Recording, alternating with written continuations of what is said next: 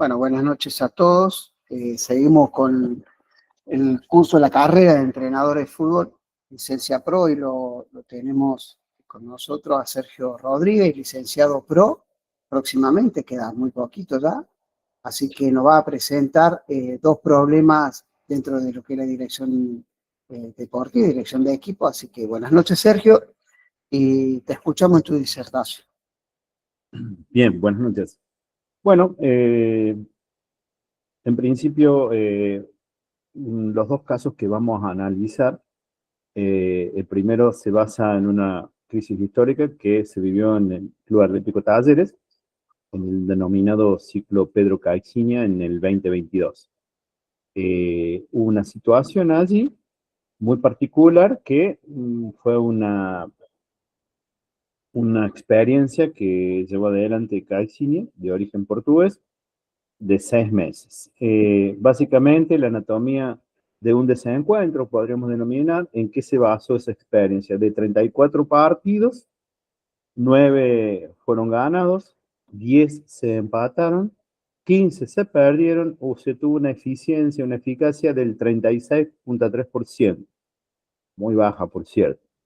Se convirtieron 29 goles a favor y se recibieron 41 goles en contra. Jugando algunas finales, se fue sin ganar como visitante en AFA en 12 partidos. Llegó a cuartos de la Libertadores, pero ya venía con un impulso ganador anterior al entrenador, y octavo de la Copa Argentina. Dejó el equipo en el último lugar de la tabla anual. Esa fue la situación, digamos, de su desempeño profesional. ¿Cuál es la consigna que nos planteamos en esta historia? Hay una falta del problema, sino como una falta de sintonía entre el plantel y el director técnico por métodos de entrenamiento muy estructurados y decisiones tácticas cuestionadas. La consecuencia de esta premisa, hay una caída notable del rendimiento, una distancia emocional entre el cuerpo técnico y los jugadores que se manifiesta. Esa es la consigna. Vamos a profundizar un poquito más en esta problemática para poder elucubrar posibles acciones. El diagnóstico posible. El problema central que nosotros vislumbramos, o a priori se ve, que hay una desconexión comunicacional y emocional entre el cuerpo técnico y el grupo de jugadores, derivada de un modelo de conducción que aparentemente es rígido y unilateral. Ese es el diagnóstico posible. O sea, nosotros partimos como una hipótesis. Nosotros vemos que también a partir de eso, ¿qué es lo que se evidencia? ¿Qué es lo que es empírico? ¿Qué es lo que es observable? Hay una disminución del compromiso y de la motivación por parte de los jugadores. Hay una caída del rendimiento individual y colectivo. Hay ganas. Pérdida de cohesión grupal y confianza en la conducción. La cohesión grupal alude a esta facilidad con la que fluyen los juegos individuales y grupales, ¿no? Y la alegría de poder compartir ese juego local. Eso habla de la cohesión grupal.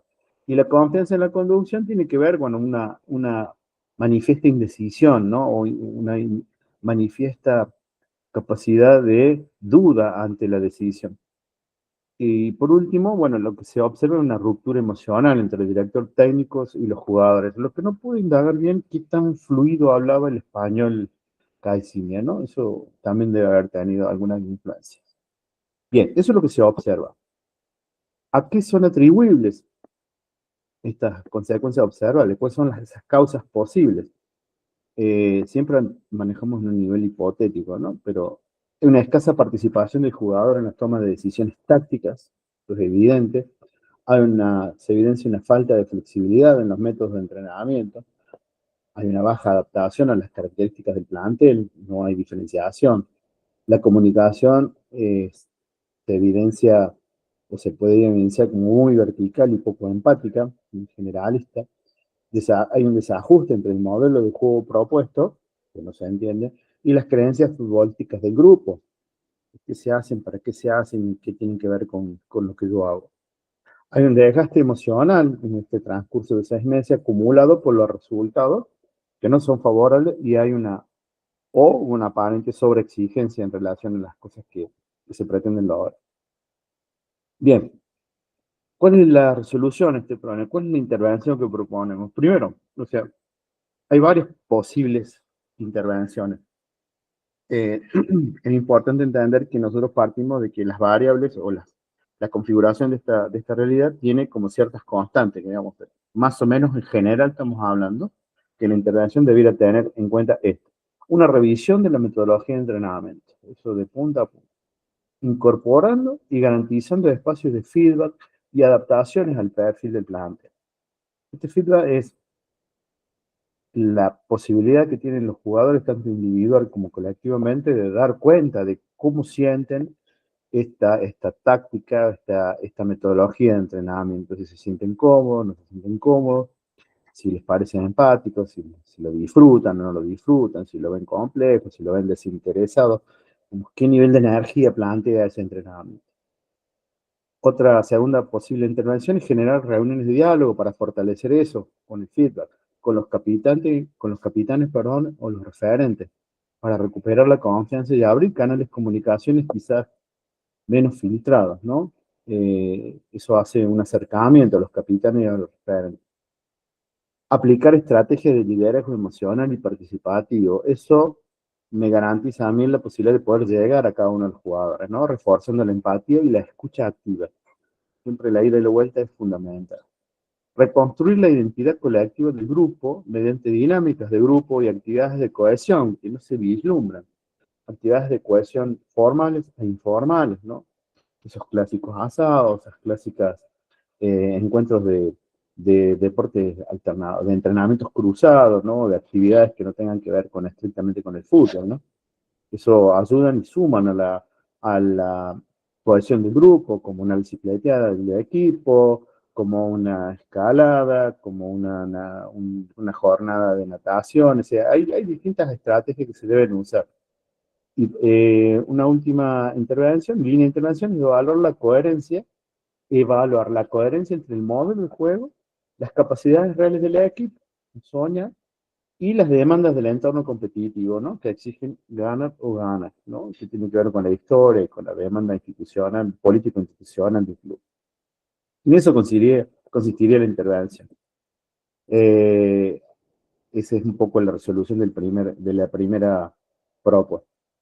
Si quieren hacer alguna pregunta de esta primera fase, pues ya entramos en la segunda dimensión del problema, de otro problema. No, estamos bien, Sergio, continúa. Bueno, seguimos.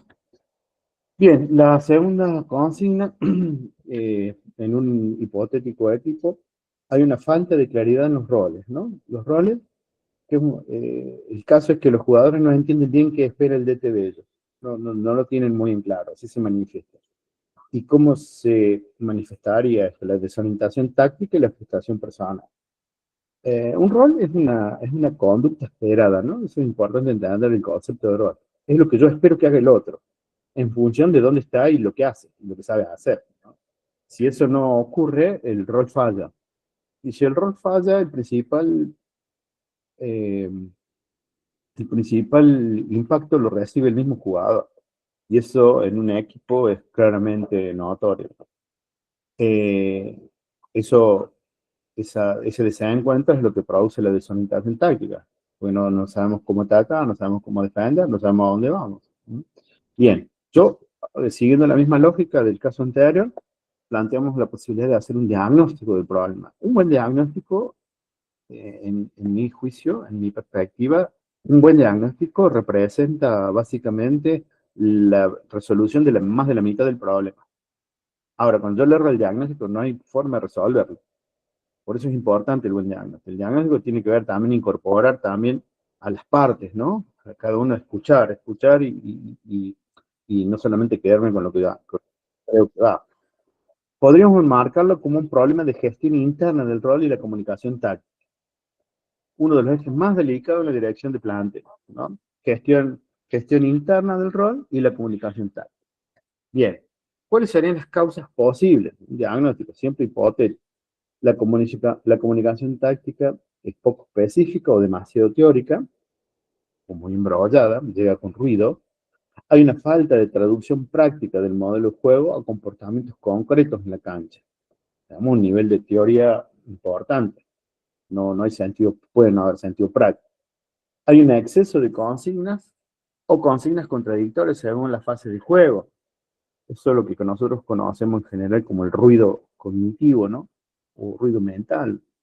Impide la simpleza de los mensajes, más cuando es acción y cuando es juego, la simpleza de los mensajes es fundamental para un buen desarrollo táctico. Cambios frecuentes en el sistema o posiciones sin suficiente explicación. Si en los actores no hay entendimiento de lo que se quiere o no hay completo entendimiento de lo que se quiere. Y eso genera eh, espacios vacíos o muertos, ¿no? En el desarrollo de los sistemas. Una escasa utilización de los recursos visuales, ¿no? Tales como los feedback individuales o las correcciones personalizadas, ¿no? Estamos hablando de que los roles están fallando. Los roles son el conjunto de reglas que cada jugador debe desempeñar bajo un estricto sistema que está conversado, está consensuado y explicado y tiene sentido para eso. Tiene sentido porque hay una comprensión de todo eso. Bueno, y por último, hay una carencia de espacios para que los jugadores pregunten o reformulen lo que se entiende, ¿no? Lo comprendido. Sí, el feedback invertido. El feedback pues, invertido en el sentido de, de que las sugerencias tácticas van, se proponen y vuelven.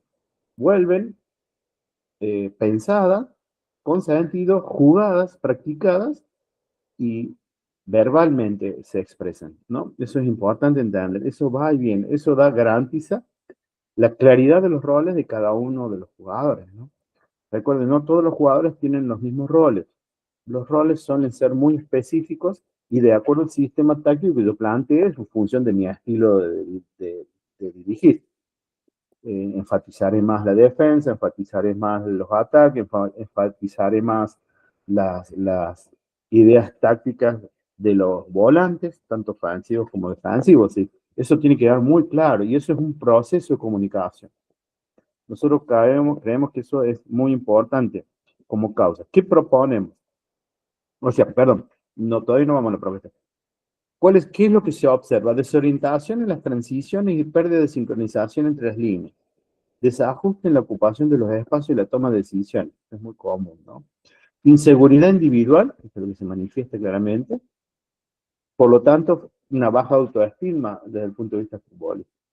Hay una disminución del sentido del equipo. Cada jugador lo interpreta el juego a su manera y rompe literalmente con la idea de equipo. Bien. ¿Qué es lo que proponemos? La clarificación táctica, primero como primera, método, como primera posible resolución del problema. Primero, traducir el modelo de juego a principios claros por fase, con y sin transición. Cuando decimos esto, el modelo de juego a principios claros por fase, es importante seccionar o partir de lo más simple a lo más complejo las ideas tácticas, ¿no? Las ideas tácticas pueden resultar para algunos jugadores muy complejas, porque están en la cabeza del entrenador alguna vez, pero no sirven de nada que estén en la cabeza del entrenador si no pueden ponerse en práctica. Y para ponerse en práctica, los jugadores deben beber del sentido de esta estrategia, ¿no? De esta estrategia de juego. Una segunda posibilidad es asociar cada principio con roles concretos. ¿Qué hago yo? ¿Cuándo lo hago? ¿Y para qué lo hago? Cada jugador. Eso personalizándolo ayuda muchísimo. Y entender la diversidad de todo eso. Y nos da, por supuesto, que ellos ya deben de saber qué hace un volante ofensivo, un volante pivot. No darlo por sentado, porque ellos tienen una idea, pero no siempre es la idea que se espera que tengan. Y ahí es donde vienen los ruidos en los conceptos. Una última línea de intervención tendría que ver, utilizar recursos visuales que ayuden a esta comprensión. Videos cortos, pizarras animales, drones, unas imágenes, ¿no? Y simulaciones de juego. Esto ayudaría un montón a este gran ítem que es la clarificación táctica, que es lo que quiere el entrenador que el equipo haga. Una segunda dimensión de intervención tiene que ser este refuerzo de comunicación bidireccional. Recordemos que el problema que estamos teniendo son las normas, perdón, las reglas que debe hacer el rol, las reglas que debe llevar adelante cada jugador. El rol, ¿qué es lo que tiene que hacer cada jugador? Para garantizar eso, tiene que haber una comunicación bidireccional. Realizar reuniones de microgrupos, partir el todo en partes, eso simplifica mucho la tarea, los defensas por un lado, los medios por el otro, los delanteros por el otro, para validar la comprensión del mensaje. ¿Sí? Tenemos que asegurarnos que todos reciben el mismo mensaje, no unos de una manera y otros de otra.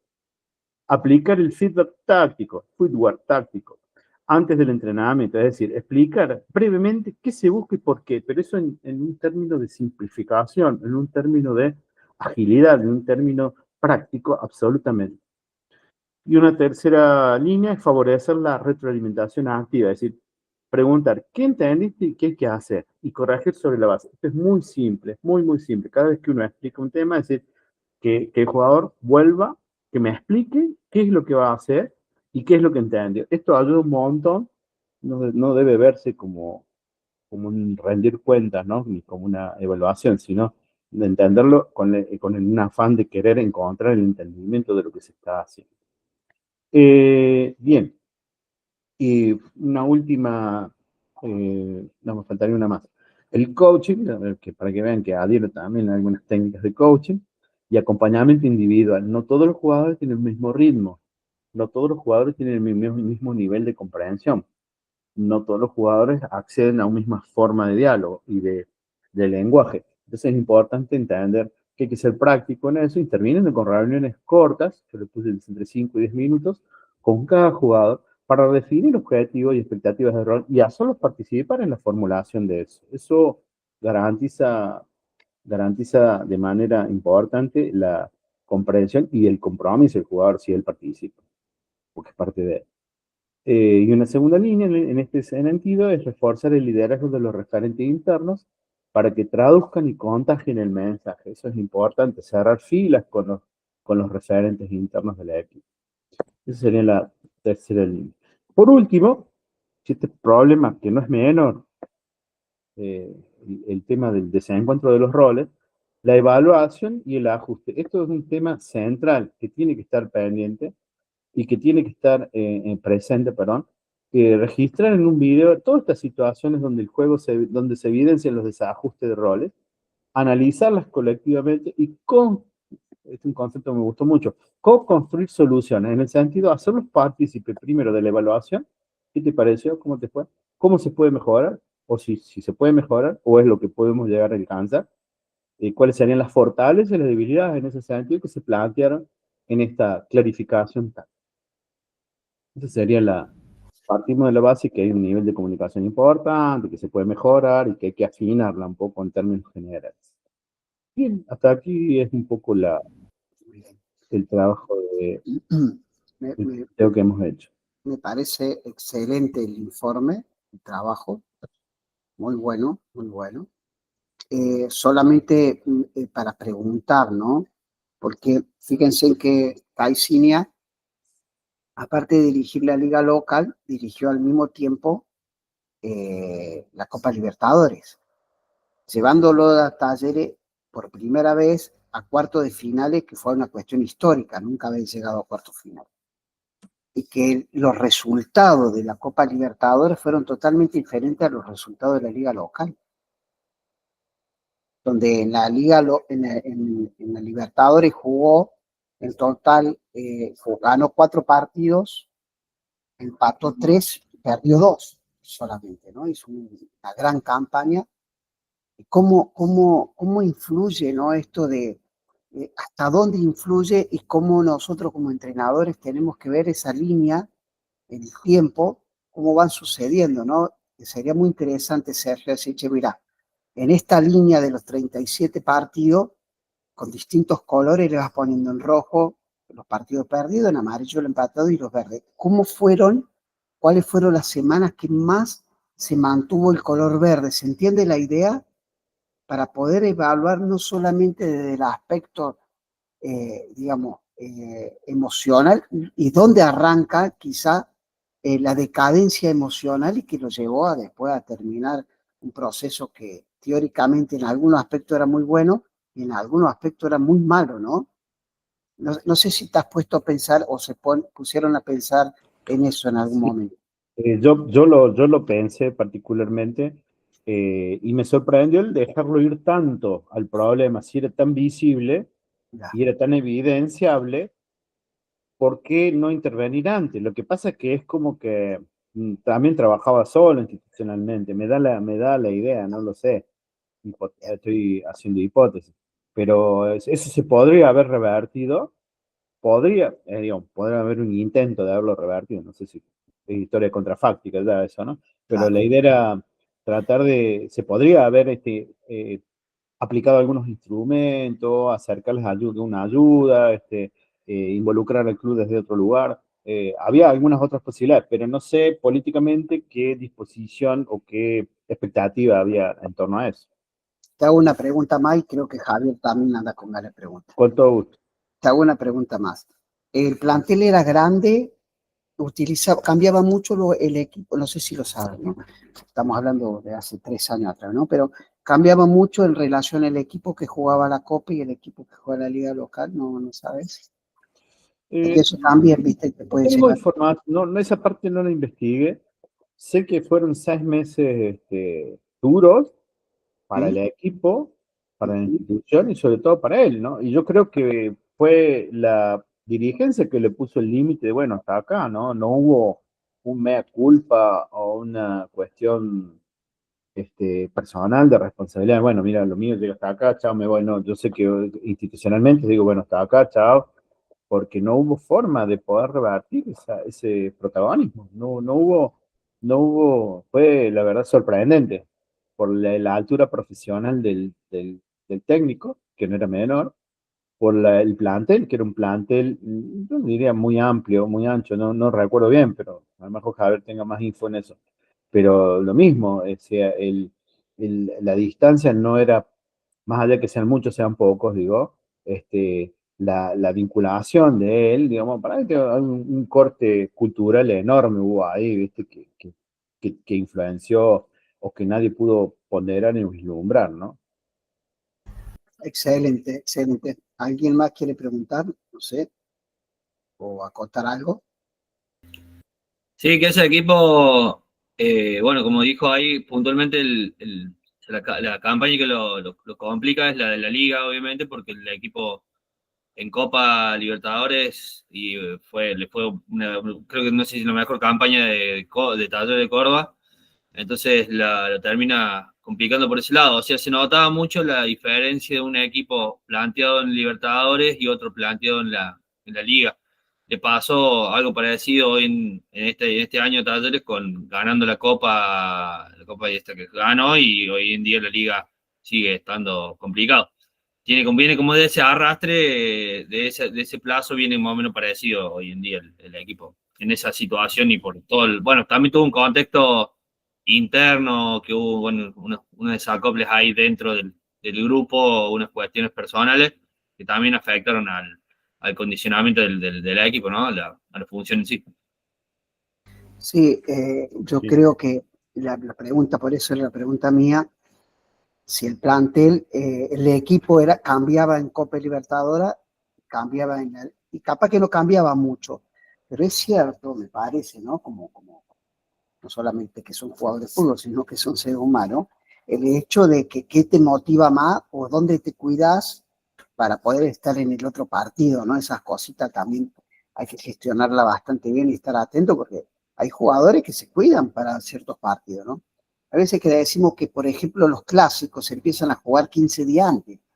Y por ejemplo, ahora hay propaganda, el 9 creo que juega Boca River y ya hay propaganda ahora cuando hay varios partidos todavía para jugarse, ¿no? Y ya se está jugando el clásico y como los medios de comunicación te hacen jugar el clásico 15 días antes. Entonces el jugador ya se va condicionando.